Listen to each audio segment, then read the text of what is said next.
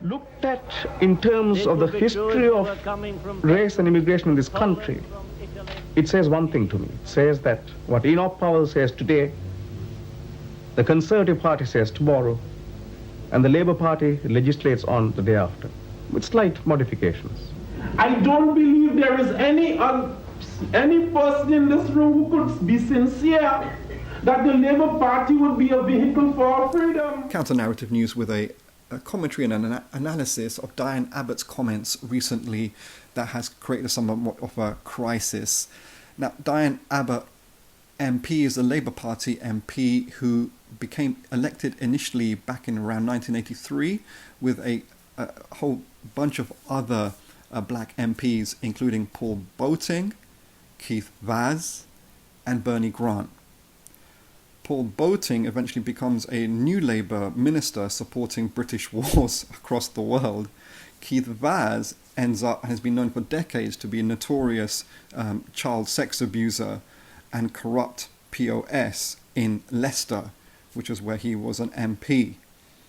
Bernie Grant has passed away now decades ago, but was closely associated with the black grassroots and the Pan-African community, being funded by Muammar Gaddafi for his work in Africa with Julius Nyerere and many other forces over there. And Diane Abbott is a career politician who's been desperate to try and get a ministerial position in a Labour government and has failed in so doing, and has kind of been all over the place in terms of political policy and advocacy. She's an open advocate of the British police and advocating for more rapists and racist torturers, that is the police in our communities. She supported the British war of destruction against Libya in 2011. And really this whole breed of MPs, which includes Diane Abbott, Paul Boating, Keith Vaz and Bernie Grant, they come about in a period where the British state is seeing great successes in destroying the radical black power-led working class grassroots in this country. I mean, even people like Darcus Howe has been on record, probably back in the late 60s, early 70s, totally denouncing the Labour Party as being just not a vehicle for the interests of the black grassroots in this country. And when he said that, he was totally correct. But let's go to these comments of Diane Abbott today, and let's try and understand a little bit and explore what's going on here. So Diane Abbott has argued in this letter, to which she's apologised, which is just strange. Why put out a letter that you've apologised for? She's claimed that an initial draft was sent out from her office, but I don't know, it's all very, very strange. So in this article, very short article, she's responding to another article in the Guardian newspaper. And then so in response to that, and it's in the Guardian Sunday edition called The Observer, she argues that travellers and Irish and Jewish people do not face quote unquote racism, they face prejudice. And so this has sparked a big debate. She's been suspended from the Labour Party. She represents a constituency in Parliament of North London, which has big communities of African heritage, Caribbean heritage, Turkish communities, Jewish communities, Irish communities in North London. And so what's going on here? A number of things are going on here. First of all, the right-wing racist forces have criticise and attack Diane Abbott from a leftist position, but to achieve right-wing goals. So they've said, look, it's wrong to say that Irish people, travellers and Jews don't face racism, and which is correct, they do face racism. Diane Abbott is partially correct. There's a little bit of truth in what she's saying, that in terms of there is a colonially defined hierarchy of white supremacy, and in which the colonial states and practices interact with, they kind of manipulate people and they divide and rule them. And Diane Abbott should be quite well aware of that. And you would have thought she would be more just like sharp on this, because she has some idea of this. But Diane Abbott has never been at the Black Power grassroots. She's not that. She is the kind of the colonial bourgeois careerist kind of project of sabotage of the black grassroots. She's not at the black grassroots at all. But nevertheless, so you've got the right-wing forces, from the Tories to the far right to the right wing of the Labour Party, like jumping on her back, taking the opportunity to try and remove her. And so now there's questions whether will she be able to even stand at the next parliamentary election. And we're going to go into a little bit of why that might be the case. But going back to her comments, now the traveller community, if you're going to talk about the shade or the degree of pigmentation of people's skin in terms of the melanin component that people have, i.e. how dark or light their skin is. Now, of course, darker the people, the darker that people are, the more observably that they're otherized. So yeah, they're going to perhaps be victim to sharper and more frequent instances of kind of non-state racism, etc. But it's just not, in the whole point of white supremacy racism is to otherize and divide and rule, so colonial capitalism can, continue with their monopoly of power and their profit making. So a counter response to that is to say, and Diane Abbott would have been more correct, in an ethical way and in a scientific understanding of oppression and resistance, to say we are all victims of white supremacy, and white supremacy and colonialism does try to impose some certain hierarchies, or as Stuart Hall said in a slightly different, nuanced way, that white supremacy racism is a floating signifier. It's not static and set in stone all the time. It's malleable, it's flexible according to colonialism's interests and strategies. So all of that is going on. Now, why does the right wing want to remove Diane Abbott? I mean, there's deeper reasons. Racism is not just a question of, oh, you're otherized, I hate you, I don't like you, let me call you some nasty names. No, it's a systemic framework which defines capitalism, and some people call it racialized capital or racialized capitalism.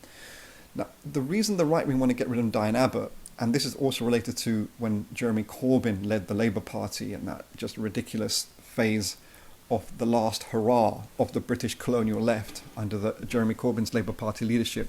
The reason they want to remove these people is that people like Diane Abbott and Jeremy Corbyn do have some connections to the radical left. They are not the radical left. They are British colonial left that will support policing, immigration controls, British nuclear submarines, even the British Army, British occupations. For example, in Ireland, Jeremy Corbyn never advocated that the British leave the occupied Irish 6 counties when he was Labour Party leader. He supported the British Army's Trident submarine. He is hostile to Scottish independence, and in so doing is loyal to the UK colonial state. He supported immigration policies and the Migrant Impact Fund, and he failed in his basic anti-colonial, anti-war agenda in terms of giving a quote-unquote free vote for the British bombing of Syria in Parliament when he was Labour Party leader. Nevertheless, Jeremy Corbyn and Diane Abbott as a kind of colonial liberal left have connections with the more radical grassroots, and that's what the British state fears. Not Corbyn and Diane Abbott narrowly, but that some of their rhetoric and their language and some of their connections, and if these people have leadership positions, that somehow will empower the radical black power socialist forces that then might basically take away some of the upper rate of profit making, the maximum rate of profit making of the ruling classes of the British capitalist state. That's what it's all about. It's not about a culture war.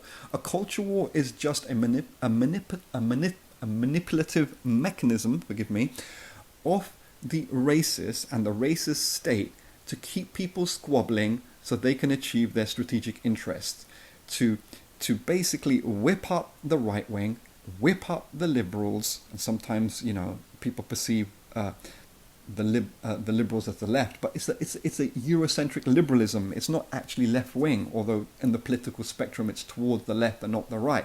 But the culture war is a means by the racist state to distract people and keep them busy while they can just, them and their friends, literally Suella Braverman, Rishi Sunak, Boris Johnson, Priti Patel, and all of their the most toxic right-wing global ruling classes can make their super profits through the exploitation and oppression of the labour and land and environment of the global working class and peasantry. So when people like Diane Abbott are around, there's always a possible potential threat And the racist state is always very good at what it's doing, is to nip everything in the bud to ensure that if they have any political career, if Jeremy Corbyn and Diane Abbott have any political career, it might embolden some of the more radical grassroots elements that have some connections to them. I mean, some of the radical grassroots are totally hostile to the Labour Party, and good for them, frankly. And the Labour Party has always been a toxic, colonial, racist, horrific, oppressive institution for over a century. But nevertheless, that's the agenda of the right wing, and that agenda needs to be critiqued and understood. And to be honest, there's very little real understanding of what is actually going on with the Labour right wing and outside of the right wing in terms of the Tories and the racists in this country. I mean, obviously, you know, the racists pile on Diane Abbott, and in that racist piling on Diane Abbott and the horrific racist abuse that she receives, then she kind of utilizes that to get political sympathy for her own individualistic political career. Diane Abbott is not a defender of the working class or of black working class people. She is actually, and in this letter it shows quite well that, you know, like African heritage and African Caribbean heritage black communities need unity with other oppressed communities. We can't fight and achieve anything by ourselves. You know, for example, with the oppressive racist Windrush scandal, black communities need alliances with other people to fight back against the common enemy, then to achieve strategic victories. But because we're walking away from that, we even sectional groups within racialized communities are losing out because they're not uniting and fighting back. They're disuniting, becoming weaker, and allowing the racist state to fight back and achieve its victories going forward. So it's a real confusing mess out there.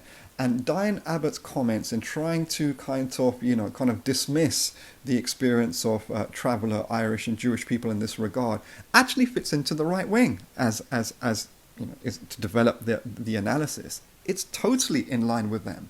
So it's totally bad faith and dishonesty of right wingers to use an anti-racist argument to say, no, you know, to point fingers at Diane Abbott when they are doing it on their own racist agenda. It's just a fascinating and big mess of a situation. The reality is that black radical analysis, anti-capitalist, anti-racist analysis has just fallen off the cliff decades ago. By really the 1980s, I mean, this is another conversation we've got to have. People like Darcus Howe, Farouk Dondi, and all of these people became co-opted into the British cultural institutions of the British racist state. They accepted the corruption from British mainstream colonial media to enter into that. And then it just created a whole bunch of mess. I mean, respect to Stuart Hall and Shivanandan, who, despite them having a bit of a tiff over the New Times stuff that Stuart Hall promoted, because what Stuart Hall was trying to do with the New Times was trying to understand these new identities, to try and critique them, understand them, and still draw them together in a struggle against colonialism and white supremacy. But Shivanandan felt that and critiqued Stuart Hall very trenchantly and very sharply, that he felt that Stuart Hall was trying to naturalize these colonial divisions as he saw it. But anyway, the point is that Stuart Hall and Shivanandan were still critiquing this stuff through the 80s and the early 90s, while a section of the black radical historical grassroots became co-opted into British state agendas for that period. Of course, then Darcus Howe goes on around August 2011 and the uprising for 4 days, makes some good comments around that. So, you know, things, you know, the way people kind of have their political paths can be very kind of like, you know, and like all of our political paths, it's just it's not a straight path. It's a very winding road. It's ups and downs and here and there and all over the place. But then, you know, we should try and reflect and analyze these things correctly. So that whole very sharp anti-white supremacists rooted at the black grassroots analysis and movements just became absent by the 90s, really. It has no real influence in the conversations, and now the conversations around this, it's so abstracted from the grassroots. It's all deposited into the colonially defined and managed culture wars. So Diane Abbott's comments are only just leading to all kinds of further divisive, confused, toxic, racist, colonial mess. And also Diane Abbott's comments also feed into the other kind of like divisive things that, we've commented on, how, for example, the African and African Caribbean communities dividing off from Irish traveller communities. We had the whole ugly incidents that we've referenced before. Then there's the KSI's, use of the P-word comments, which is still an ongoing negative contribution that he's made. It's just a horrific development. Counter Narrative News was discussing with a whole bunch of 16 and 17-year-olds, and they were African, Caribbean, Asian heritage people and young white people all saying like the P word and N word is just all over the place. It's been used as a slur and nearly normalized. So Diane Abbott's comments just don't help. The point is, as Fred Hampton said, ideologically, we fight racism with solidarity, not with more division. And also leaning upon Fred Hampton is his leadership of the Black Power-led Rainbow Coalition in amassing all progressive forces, that is non-right-wing forces, non-racist forces, non-fascist forces, to reject them and to then focus on uniting them with a black-led leadership to achieve strategic goals for all the working class, because that's the only way we're going to develop a healthy working class struggle. So I think it's important for people to understand, at least to have conversations around what Diane Abbott is saying, and just not treating it as like, on the one hand, rejecting the right-wing reactions against Diane Abbott as being manipulative and racist in itself, in its agendas, etc., but also understanding Diane Abbott's comments also being a part of that whole disgusting dance and colonially defined game of divisiveness and confusion, and informing her own kind of interests of careerism.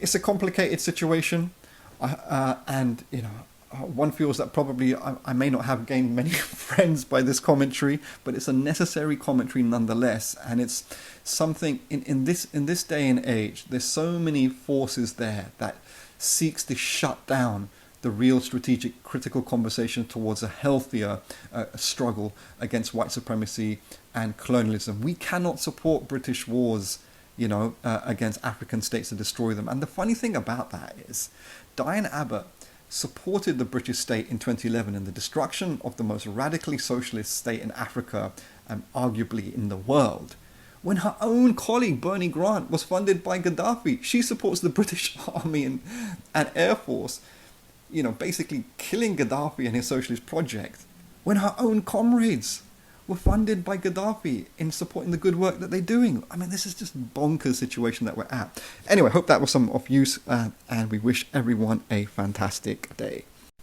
Counter narrative.